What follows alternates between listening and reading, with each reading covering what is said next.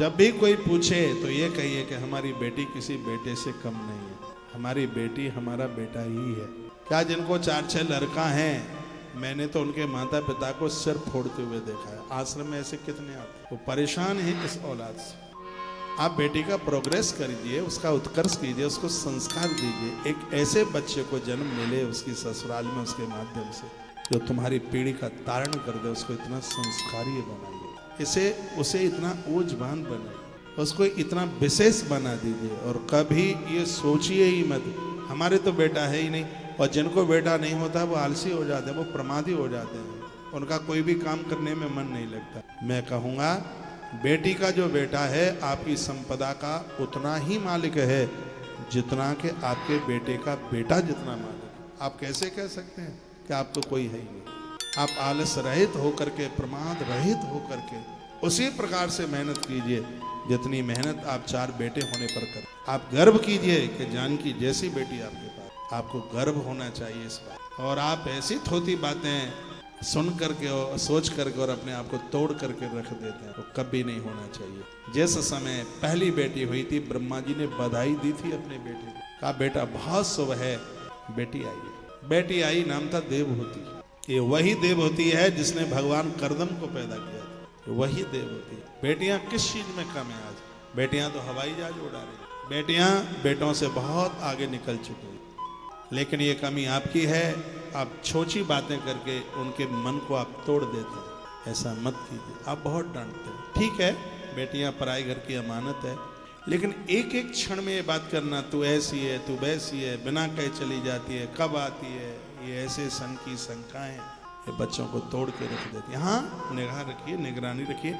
यदि आपने संस्कार दिए हैं तो आपके बच्चों को खुले आकाश में छोड़ दिया जाए, वो कभी गलत रास्ते का चुनाव कर ही नहीं सकते। ये तो परिणाम आपके संस्कारों के। आपने क्या दिया, आपने क्या सिखाया, तो आपके ऊपर है, आपने क्या दिया। लेकिन बच्चों को बार बार इंगित करना, ये आप उसके मनोबल को तोड़ रहे हैं। फिर तो वो कुछ कर ही नहीं पाएंगे। जमाना बदला है, दुनिया बदली है, उन्हें घर से बाहर जाना पड़ेगा, ऑफिस भी जाना पड़ेगा, ऑफिस से आना पड़ेगा, दिन में भी जाना पड़ेगा, शाम को भी जाना पड़ेगा। हाँ, यदि आपके पास व्यवस्था है, किसी को भेजिए, खुद जाइए, कुछ व्यवस्था है वो कीजिए। लेकिन एक एक क्षण में, और आप एक दूसरी भावना से पूछते हैं, वो ठीक नहीं है।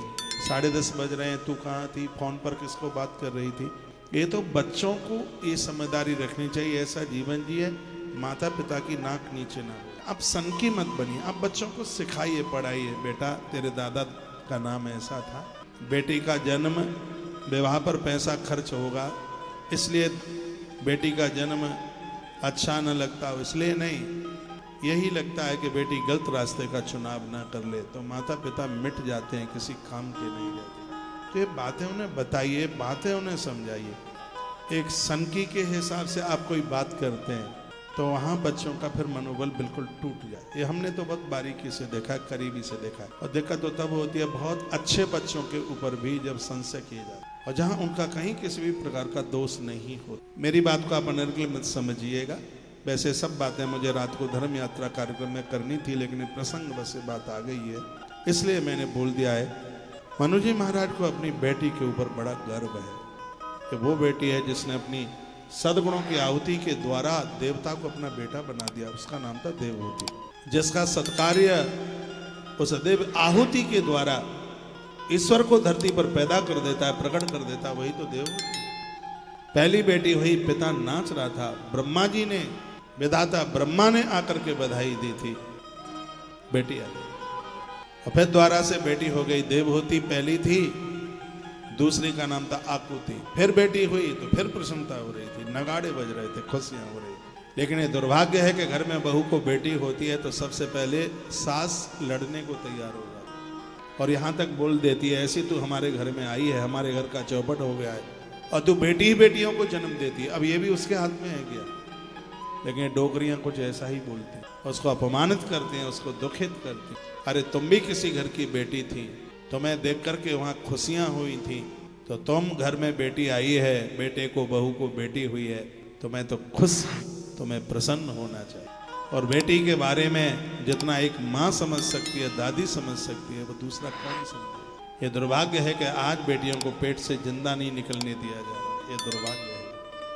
आज आंकड़ा 6 और 9 का है, बेटियां 6 हैं और बेटे 9 हैं। अच्छे अच्छे रईस लोग हमें बोलते हैं, कहते हैं महाराज जी साड़ी में लपेट करके ले आएंगे, हमें कोई दान दहेज नहीं चाहिए, बस कहीं आप हमारे बच्चे का संबंध। अच्छे अच्छे करोड़पतियों की बात मैं कह रहा हूँ, समय से आपके बच्चों का विवाह हो रहा है, आपका भाग्य है। आज के समय में अच्छा परिवार मिल जाना, बढ़िया परिवार मिल जाना बड़ा मुश्किल। जिन घरों में माता पिता ने सुपारी भी नहीं खाई, बेटी शराबियों के घर में चली जाती है। इसलिए तो मैं कहता हूँ कभी भी बच्चों का विवाह है वो दबाव में आकर के मत करना। न बुआ का दबाव चले, न मौसी का दबाव चले, न फूफा का दबाव चले। बच्चों का संबंध दबाव में आके करना ही, खूब अच्छी तरह से ठोक करके बजा करके, जब खूब मन करे तब। वर्तमान समय की स्थितियां बड़ी गंभीर हो गई हैं इस बात को करके, बेटियां बहुत दुख उठा रही हैं। आज लोगों ने शराब पीना, नशा करना एक फैशन बना लिया। मैं तो कभी कभी धन्यवाद इन बहन और बेटियों को देता हूं कि ऐसे लोगों के साथ में वो अपना पूरा जीवन निकाल देते हैं। कितना मुश्किल है।